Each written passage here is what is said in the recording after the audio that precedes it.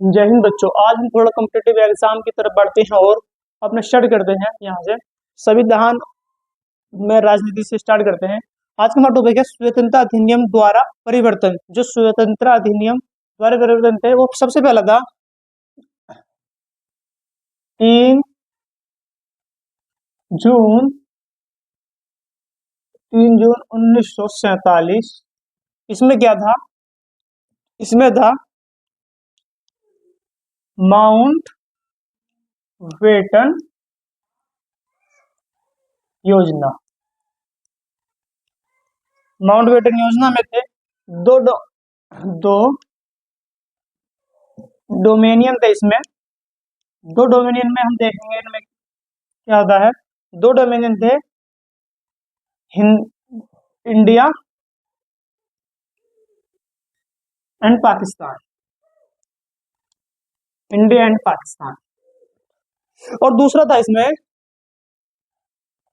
भारतीय अधिनियम 1947।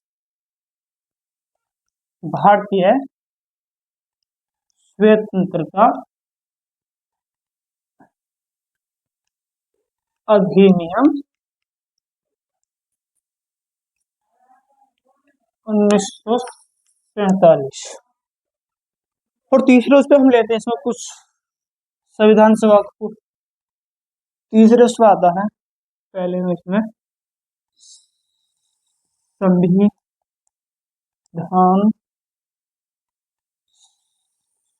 संविधान सभा को पूरी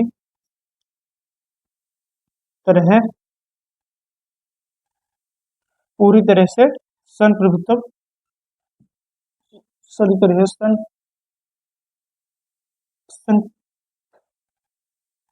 पूरी तरह से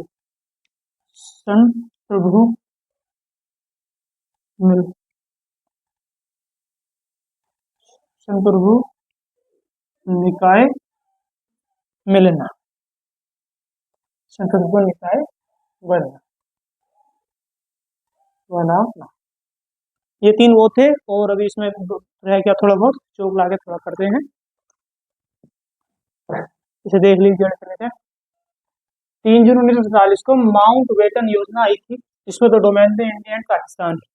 नंबर 2 बात भारतीय स्वतंत्रता अधिनियम 1947। इसमें बहुत कुछ हुआ है। और नंबर 3 पे इसका फर्स्ट वो है संविधान सभा को पूरी तरह से संप्रभु निकाय बनाना। और इसमें देखते हैं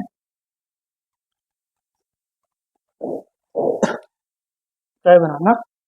नंबर दादा संविधान सभा एक विधायिका भी बन गई। संविधान सभा एक विधायिका बन गई। यहाँ सबसे पहले संविधान सभा ही एक विधायिका बनी थी, न कि कोई और। संविधान सभा ही सबसे इम्पोर्टेंट। संविधान सभा ही पहली सरकार थी और विधायिका थी। सब चीज यही थी। और नंबर 3 पर इसमें आता है मुस्लिम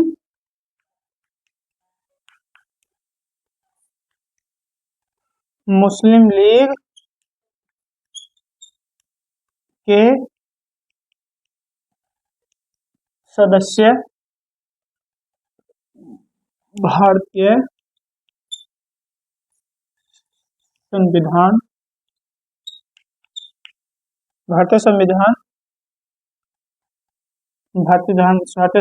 सभा से अलग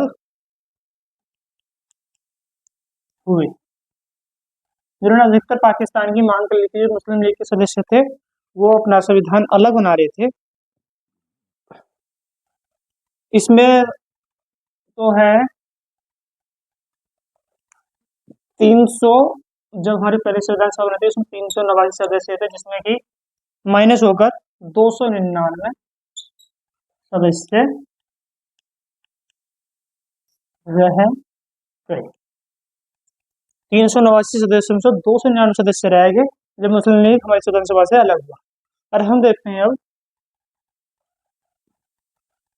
अब देखते हैं संविधान सभा की कुछ समितियां।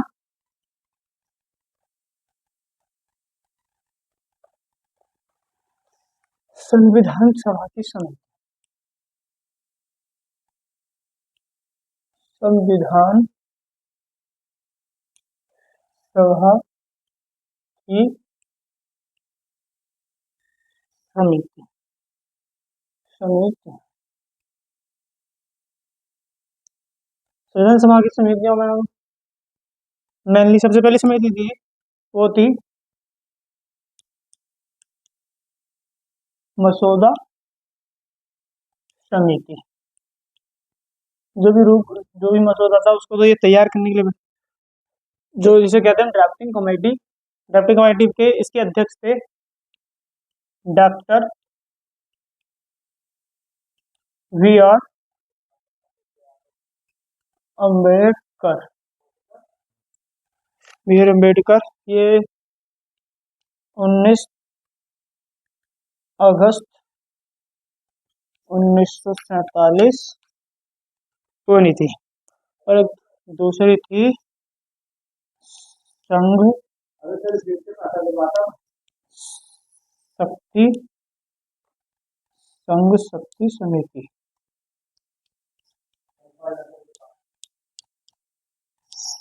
संघ शक्ति समिति।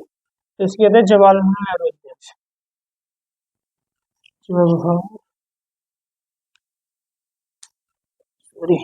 जवाहरलाल नेहरू। और तीसरी थी हमारी केंद्रीय संविधान समिति, सेंट्रल कॉन्स्टिट्यूशन कमेटी, केंद्रीय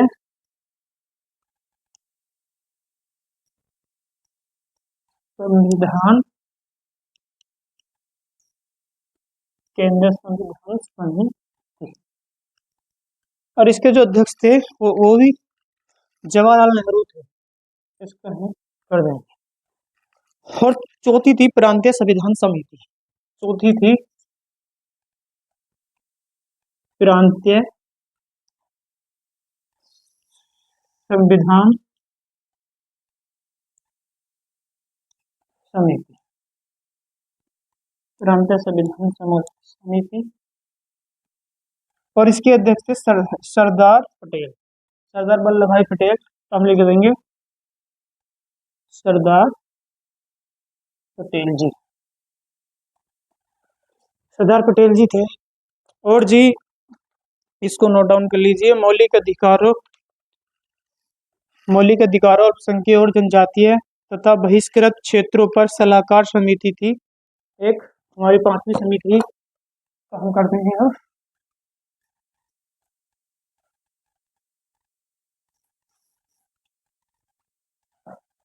हमारी 5वीं समिति थी 5 मौलिक अधिकारों, मौलिक अधिकारों, अल्पसंख्यकों,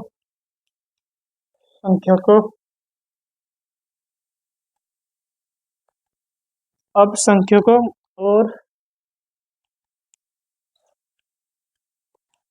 और जनजातीय तथा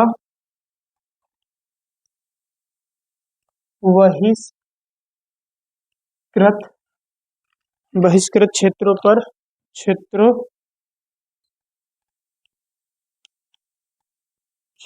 पर सलाहकार समिति। और इसके जो अध्यक्ष बने थे वो भी सरदार पटेल जी थे, सरदार पटेल जी। इनका बहुत बड़ा मान था। जो हमारी देश की रियासतें थी उनको भी इन्होंने ही उसमें मिलाया था। इस समिति का ही वो कमाल था जिसके सरदार वल्लभ भाई पटेल जी अध्यक्ष थे। और एक नंबर 6ठी समिति थी हमारी प्रक्रिया समिति के नियम, प्रक्रिया समिति के नियम। फिर क्रिया समिति नियम 6 नंबर की थी, और इसके अध्यक्ष थे राजेंद्र प्रसाद जी, जो हमारे फर्स्ट प्राइम और फर्स्ट प्रेसिडेंट जी थे, राजेंद्र प्रसाद जी। और नंबर 7 पर आती है हमारी राज्य समिति, राज्यों के साथ बातचीत करने के लिए समिति। नंबर 7 की थी हमारी राज्य समिति। राज्य समिति राज्यों के साथ बातचीत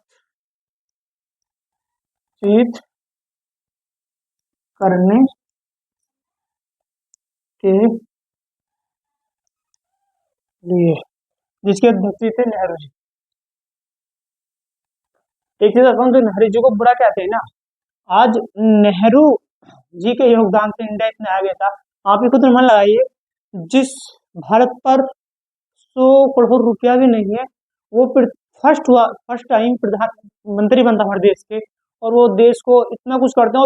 और सबसे बड़ी बात, और उस टाइम ही पाकिस्तान से युद्ध होता, हमारा चीन से युद्ध होता, और वो अर्थव्यवस्था को संभाले बैठे हैं यार। तो नेहरू जी जैसे महान प्राइम मिनिस्टर मुझे नहीं लगता कोई है, आज तक नहीं बना है। मोदी जी को देश मिला है ना, जब देश में विकास हो चुका है बहुत कुछ, जब मोदी जी प्रधानमंत्री बने हैं। मोदी जी बेकार नहीं है, मोदी जी भी बहुत सही है, लेकिन मोदी जी को एक हद तक सोचना चाहिए कि उस व्यक्ति की कभी भी निंदा नहीं करनी चाहिए जो इसने देश को चलना सिखाया है रियल माइंड में। और 8वें नंबर की समिति थी हमारी, देखते हैं 8वें नंबर की समिति को। 8वें नंबर की समिति थी हमारी संचालन समिति। 8 संचालन समिति, जो इसके अध्यक्ष थे वो भी राजेंद्र प्रसाद जी थे, राजेंद्र प्रसाद। ये हमारी समिति कंप्लीट होती है। इसके बाद संविधान का प्रभाव में आना, ये देखेंगे हम, और हम अपना टॉपिक यही सॉल्व करते हैं। इस बात को हम कल को देखेंगे। जो है इंडियन पॉलिटी की एम लक्ष्मीकांत जी को क्या, उसके सारे नोट्स मैं आपको कवर कराऊंगा, बैठ के पढ़ाऊंगा, जो भी देखा जाएगा। और हम धीरे धीरे हिस्ट्री, इकोनॉमिक्स, फिजिक्स, जो भी सब्जेक्ट ओवरऑल सबको पढ़ेंगे। और मैं देखो बायोलॉजी स्टूडेंट हूँ 12th का, लेकिन मैं आपको फिजिक्स और मैथ भी पढ़ाऊंगा, कोशिश करता हूँ जो भी मुझसे हो सकता है, सब कुछ बड़े तरीके से करता हूँ। और आज का टॉपिक हमारे यहीं से होता है। जय हिंद।